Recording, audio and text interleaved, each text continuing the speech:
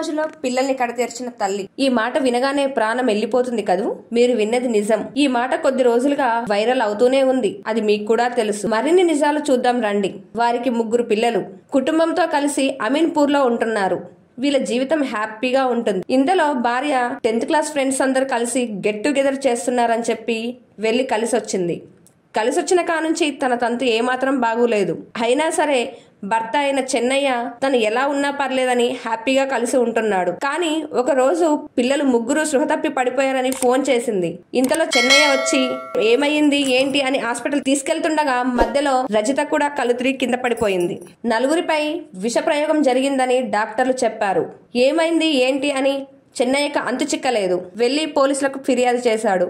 పోలీసులు ఆ కేసును తీసుకొని దర్యాప్తు మొదలు పెట్టారు. దానిలో భయంకరమైన నిజాలు బయటపడ్డాయి. రజితే విష ప్రయోగం చేసిందని చెప్పి తేలింది. 10th క్లాస్ ప్రియుడు మోజులో పడి పిల్లల్ని 3 చంపివేస్తే తన ప్రియుడితో హ్యాపీగా జెండా కట్టేయొచ్చని చెప్పి తన పిల్లలకు విష ప్రయోగం చేసింది.